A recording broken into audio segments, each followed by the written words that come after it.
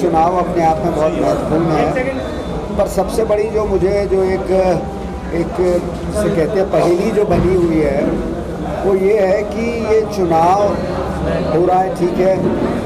अभय चौटाला जी ने इस्तीफ़ा दिया, इस्तीफ़ा देने के पश्चात पुनः उपचुनाव हो रहा है, पर परिस्थिति क्या बदल गई कि दोबारा से अभय चौटाला जी ने अपनी ताल ठोक दी। क्या उन्होंने कृषि बिलों के विरोध में किया था? अगर उन बिलों के विरोध में किया था तो क्या वो बिल वापस हो गए? सरकार ने आश्वस्त कर दिया, प्रधानमंत्री जी ने आश्वस्त कर दिया कि कृषि बिल पारित नहीं होंगे, और उन्होंने अविश्वास प्रस्ताव जो कांग्रेस लाई थी, कुछ का कहना है कि उसके फलस्वरूप दिया, जब अविश्वास प्रस्ताव लाई तो उन्होंने इस्तीफ़ा दे दिया। तो फिर परिस्थिति क्या बदली? अगर अविश्वास प्रस्ताव आएगा तो वो पुनः इस्तीफ़ा देंगे। 2-3 चीज़ें हैं। तो क्या कारण था? या जनता को अपनी एक सहानुभूति बटोरने के लिए, किसानों की सहानुभूति बटोरने के लिए क्षणिक तौर पर उन्होंने इस्तीफ़ा दिया था कि जिससे कि वाहवाही लूट लें और फिर लोग भूल जाएंगे शायद।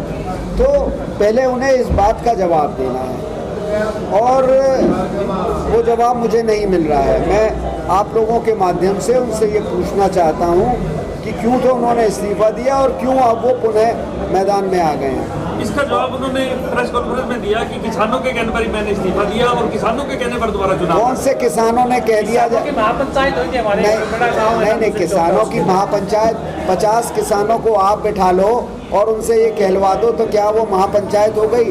और उस समय कौन सी महापंचायत ने कहा था? किसान के मुद्दे पे उन्होंने अपनी प्रतिबद्धता जाहिर की थी। ये मैं संदेश देने का प्रयास किया था। ये क्या आप इस महापंचायत जिसका वो उल्लेख कर रहे हैं, क्या आप उससे संतुष्ट हैं? मैं आपसे पूछना चाहता हूँ, 50 किसानों को अगर हम इकट्ठा कर लेंगे, महापंचायत वहाँ जाते ना जहाँ पे सिंधु बॉर्डर पे जाते, जहाँ किसान थे, जहाँ तमाम किसानों के नेता हैं, वो उनसे सार्वजनिक तौर पर कहलवाते कि आप पुनः चुनाव में आ जाइए।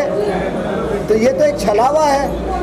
अब दूसरी चोपड़ा में महापंचायत हुई और उसमें इनेलो सुप्रीमो चौधरी ओम प्रकाश चौटाला जी भी थे, और उन्होंने वहाँ पे किसानों से पूछकर उनका कहना है कि उनका तो वो तो कहेंगे ही, उनके पास तो खुद इसका जवाब नहीं होगा। उन्हें ये भी पता होगा कि ये सवाल उनसे किया जाएगा, तो उन्होंने एक ये लीपापोती करने का प्रयास किया है, जिससे ना तो जनता संतुष्ट है और मेरे ख्याल से ना नेता लोगों को इसका जवाब नहीं मिल रहा है, और ना किसान वर्ग जो महत्वपूर्ण, जो खासतौर से आज सड़कों पर बदहाल है, और जो सड़कों पर जिस तरीके से वो उसकी सुनवाई नहीं हो रही, चुटेल हुए हैं। आज क्या किया, मैं ये पूछना चाहता हूँ। अभय चौटाला जी ने करनाल पर जब लाठीचार्ज हुए किसानों, हमारा प्रतिनिधि मंडल जिसमें सब लोग नेता थे, हमारा शीर्ष नेतृत्व था, प्रदेश अध्यक्षा जी थी, ये किरण चौधरी जी जो हमारे साथ बैठी हुई हैं ये भी थी, हमारे इसमें रणदीप सुरजेवाला जी भी थे, दीपेंद्र हुड्डा जी भी थे, कैप्टन अजय यादव जी भी थे, हमारे भाई वीरेंद्र राठौर जी भी थे, आशीष दुआ हमारे सचिव थे। हम सब लोग गए थे और हमने मांग की थी। हमने मांग मुख्य रूप से ये की थी कि इसमें वो अधिकारी जो तमाम जिस तरीके की भाषा शैली, वो किसी भी संवेदनशील प्रशासन का जो द्योतक नहीं है, उसका प्रतिबिंब नहीं है, उसको निलंबित किया जाए या इंक्वायरी की जाए। तो मेरा कहने का अभिप्राय इन सब चीज़ों से ये है, संवेदनशीलता होनी चाहिए, उस पर त्वरित कार्रवाई होनी चाहिए, जिसको हमने संज्ञान लिया, और संज्ञान लेने के इन्होंने कौन से कदम उठाए, सिर्फ इस्तीफा दे दिया और 6 महीने बाद फिर चुनाव में ताल ठोक दी। तो ये, और इनकी पहले की भी, मैं माफ़ कीजिएगा, मैं छीटाकशी नहीं करना चाहता, पर लेकिन इतना ज़रूर कहना चाहता हूँ कि जनता को इतना आप सीधा या मूर्ख ना समझें। जनता बहुत परिपक्व होती है, एक एक बात उसकी संज्ञान में होती है और उसके अनुरूप वो अपना निर्णय लेती है। तो मुझे पूर्ण रूप से विश्वास है कि ये चुनाव भी एक दिशा देगा आने वाले आगामी भविष्य के चुनावों को, और मैं इतना ही कह सकता हूँ।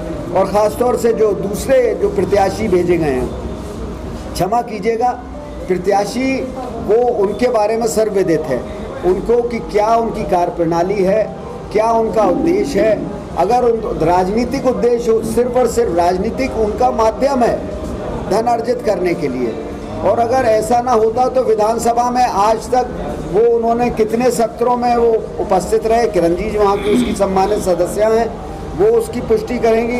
कितने उन्होंने प्रश्न लगाए, प्रश्न काल में सरकार से कौन सी जवाबदेही मांगी, सरकार को कौन से मुद्दे पे, जो अनेकों मुद्दे यहाँ पर है, चाहे वो बेरोजगारी आज अपने चरम पे है, चाहे वो डीएपी खाद की उपलब्धता को लेकर महिलाएं किस तरीके से सुबह से शाम लाइनों में खड़ी रहती हैं, चाहे वो पेपर लीक की बात हो, चाहे वो बात हो किसानों को न्यूनतम मूल्य के जो बाजरा है आज 800 रुपये बिक रहा है, उसमें अगर आप मुआवजा भी अगर ये 800 रुपये दे रहे हैं, उसका रेट जो मूल्य है उसका जो 2200 है, यानी 800 का भी किसान को उस पर नुकसान हो रहा है। इन सब मुद्दे अनेकों ये किरण जी उसमें मेरे संज्ञान में है, जिस तरीके से तत्परता के साथ ये प्रश्न काल में इनका प्रयास रहता है कि तो इस तरीके से एक जागरूक विधानसभा सदस्य के अनुरूप उनके क्या आज तक एक दिन उपस्थित नहीं रहे, तो ये भी जो उनके भाई हैं वो आज उनका तो ये है कि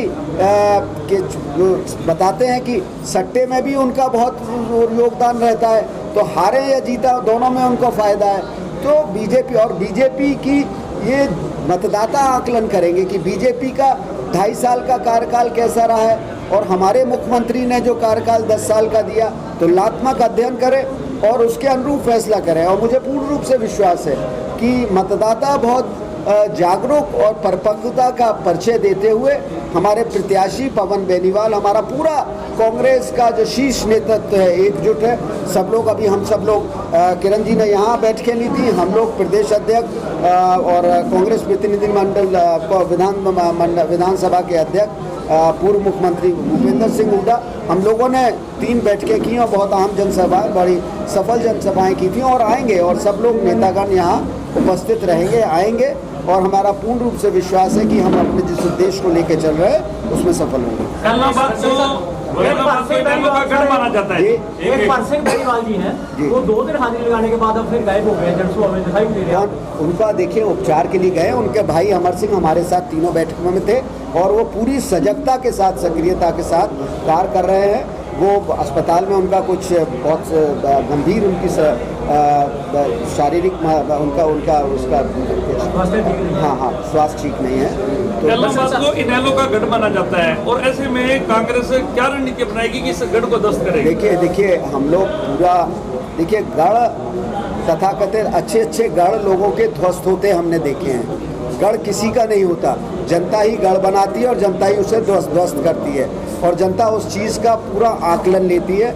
और हम लोग पूरी रणनीति, हम लोग माइक्रो मैनेजमेंट प्रयास कर रहे हैं कि बूथ वाइज और उस तरीके से हम लोगों की जिम्मेदारियों का आवंटन कर रहे हैं, और उनसे जवाबदेही भी होगी।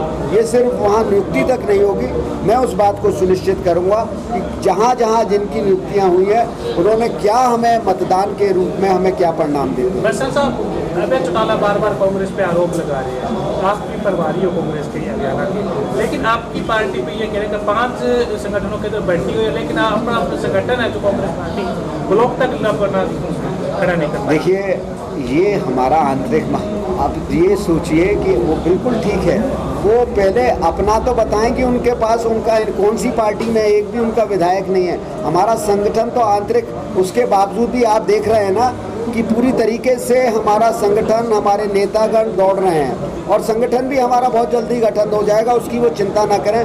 बिना संगठन की घोषणा के भी हम ध्वस्त करने में सक्षम है, इतना कह सकते हैं। आज जमाल में सुन रहा था दरअसल वो बड़े दोस्ताना जो संबंध थे सीधे कर रहे थे अभय सिंह चौटाला जी के साथ, गोपाल कांडा जी को भी अपना बहुत अच्छा मित्र। नहीं देखिए उसकी प्रतिक्रिया चाहूँगा मैं। आप उसे गलत उससे ना देखें। उन्होंने कहा संबंध हो सकते हैं, पर राजनीतिक तौर पे उनका खुलासा किया, उनकी कलई खोली पूरी तरीके से कि किस तरीके से एक भाई हराने पे, एक भाई जिताने पे, और उनकी क्या कारगुजारी है। उन्होंने खुद सवाल किया है कि भाई तुमने क्यों इस्तीफा दिया।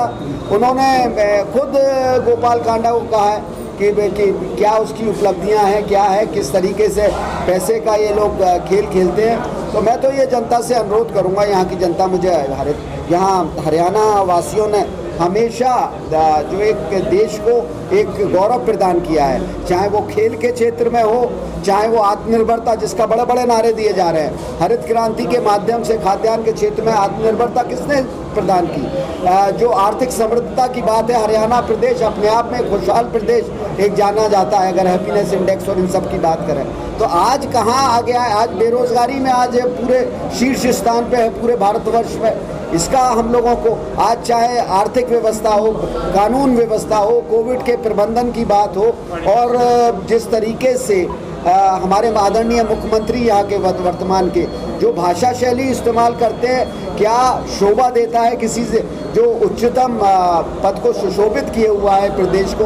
जो भाषा शैली और जितनी सक्रियता होनी चाहिए, जितनी संवेदनशीलता होनी चाहिए, चाहे वो हमारे महिलाओं के आत्मसम्मान की सशक्तिकरण की बात हो, इतने मुद्दे हैं कि जिसमें ये सरकार न सिर्फ विफल हुई है, बल्कि अगर ये कहा जाए कि कहीं सरकार कहीं है तो उसे भी कहते हुए हमें झिझक महसूस होती है कि सरकार की कहीं उपस्थिति दर्ज होती है। मतलब इस चुनाव में पार्टी ठीक ठाक रहेगी, ऐसा तो नहीं कि जिन बाई इलेक्शन के किसी का कांटा निकालोगे?